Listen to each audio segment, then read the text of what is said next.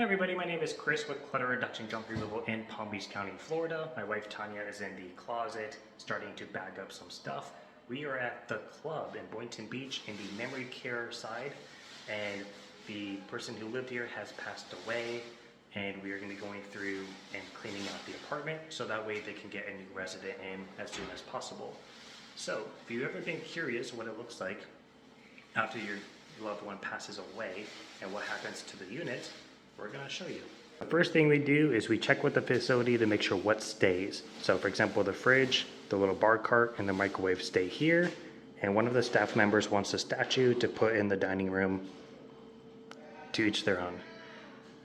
What we're going to be doing is we'll go through and we'll bag up all the trash and the loose stuff, the broken items, anything that can't really be donated right off the back. We'll bag up any linen that has stains on it or blood or heavy urine or anything of that nature. These are already been started for us, but some of them look like clothes, so we may go through that later. And if the furniture is overly damaged or dirty, or like for example that chair looks really cool, but it has a ton of stains on the upholstery, that's not something that a donation place will take. So as we're going through, we'll keep tabs of what can get donated and what probably won't. And what we'll do is donations like clothing and usable items will go in white trash bags. The trash and other items will go in the black trash bags. And we do that for transparency purposes.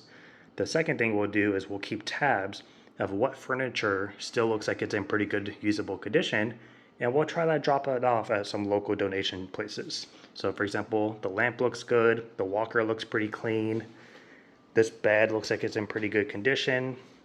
The little makeup stand, we can try to see if it's just a quick wipe down or if it needs to actually be cleaned up thoroughly. The chair doesn't look too bad. With the drawers popped out like this, these probably won't go. In the closet, we have a ton of clothing and linens, which Tanya will be bagging up going through. In the bathroom, usually all things in the bathroom will get trashed unless there's some like pads or something that's brand new. Usually comes from Trust Bridge, or Medicare will just send constant supplies even though they don't need to.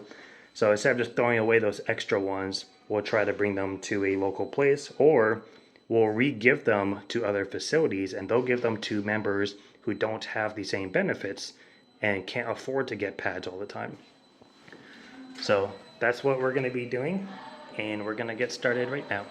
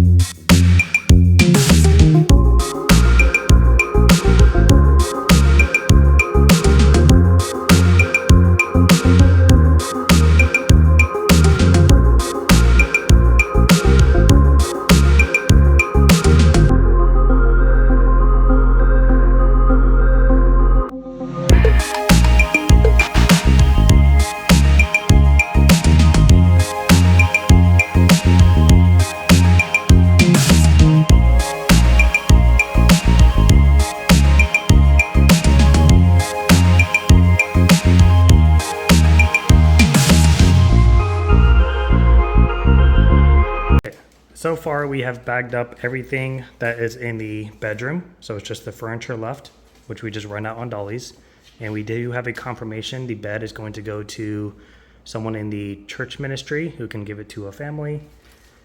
Tanya went ahead and did all the stuff in the closet, which was quite a bit. And then the bathroom is done. So now what we're gonna do is run trips out to the truck. So we can alleviate some room in here and we can utilize our cart and our dollies for the next trip. So Tanya will grab the cart, I'll get the mattress bars with the bed and box spring. When we come back, I can get the bed frame and another couple of flat pieces. We'll fill up the cart again and we'll repeat that process. Because there's more bags and furniture, the cart will constantly be running in rotation while I'm using the dollies to put all the furniture pieces on.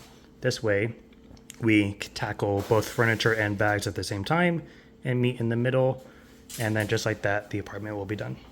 So, much easier than some people think when you have the right equipment and you got the right people. Right, Tanya? Right. Right.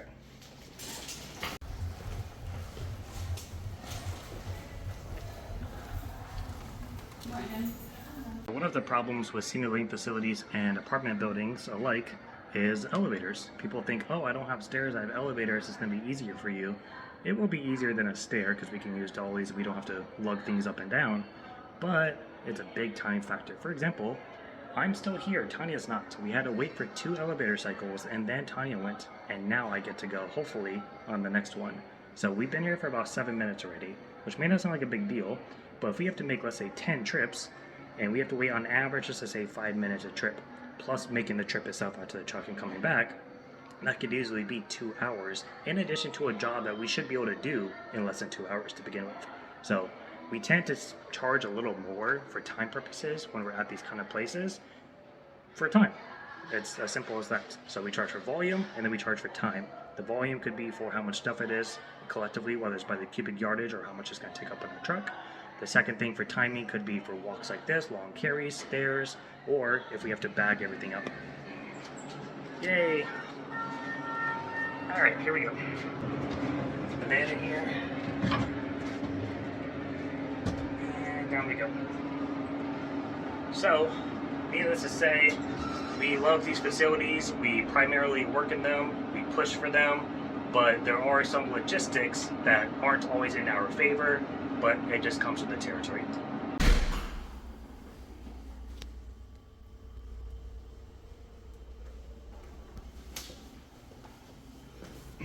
So we went ahead and got the fridge and freezer cleaned out, cleaned up all of this. This is staying.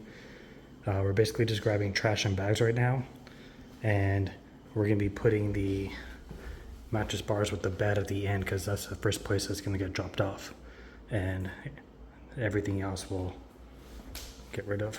So donations will go at the end, basically. And that is a wrap. We were enjoying a popsicle from the freezer before we throw it away. So everything is done. Those things stay. The fridge stays. The trash can we assume stay. They usually do. Tanya has gone through and swapped everything up so it's nice and clean. The closet is cleared out and swept. And the bathroom is cleared out and swept. And the bedroom is, you can guess it, cleared and swept.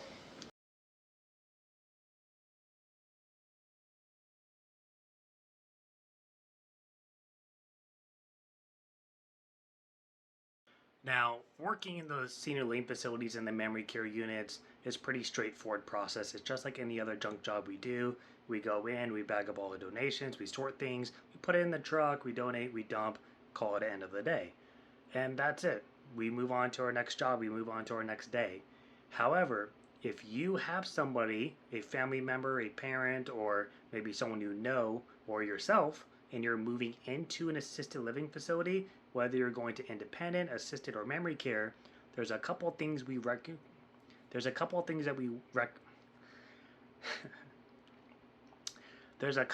that we recommend that you do to kind of help you along with your journey. And it kind of varies a little bit depending on where you're going to. If you're going to an assisted living for independent living, you're probably going to have a little bit more space. You'll probably have a kitchenette, and you'll have a little bit overall more of a floor plan that's a bit more open. Depending on if you get a studio, 1 bedroom, 2, we have a couple that we go to that have 3 bedrooms, basically a house inside of an apartment building. But that one, you're not going to have too many restrictions as far as how much stuff you can bring with you. However, I do recommend still decluttering a little bit prior to and bring what you really think you will need, because at some point, unfortunately, most people tend to go from independent down to assisted when you get to a point where you need more assistance, whether it's Medicaid wise or maybe mobility. Now, if you're going into assisted living, just like we mentioned above, try to declutter prior to going. Assisted living, you tend to have a little bit smaller of spaces, and your kitchenette gets a little smaller, down to maybe like a little hotel style refrigerator with a microwave and a sink and like two cabinets. Some places vary a little bit, especially by state. We're here in Florida, so I'm just speaking on Florida's types of facilities that we work in. And if you're going into memory care or going from assisted to memory care, unfortunately, no matter where you go, those rooms are usually pretty small.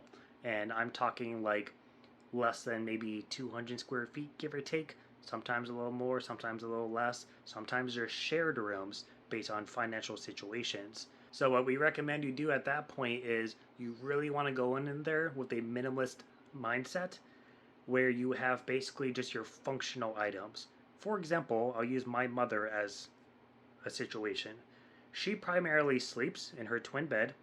She sits on the couch and watches TV, and she walks back and forth to the kitchen. She has a little bit of dementia.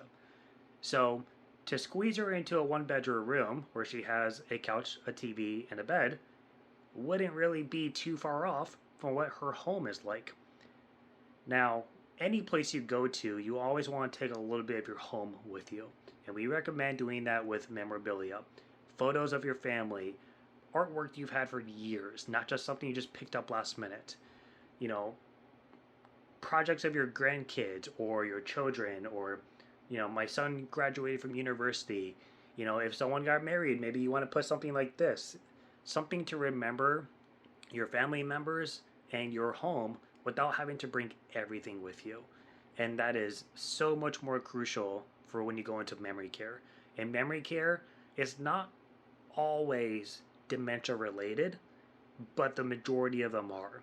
So with memory care, you're going from a home and you're going into basically a room that looks like a hotel, and you're going to be in a new place, and it's going to be unfamiliar faces every day. And if you unfortunately have dementia or Alzheimer's, you're probably not going to remember where you are every day, and that's really rough. So we highly recommend that you make the place feel as home as possible without over cluttering. For mobility purposes, you don't want too much on the floor. For sanitation purposes, you don't want to have too many things that are going to collect dust that are hard to reach or hard to clean. And just overall, you want to be able to find all the things accessible, because most people in memory care outside of the aides are on their own when there's not an aide actively helping them. So we highly recommend you keep it minimalist, but you still bring that touch of home with you.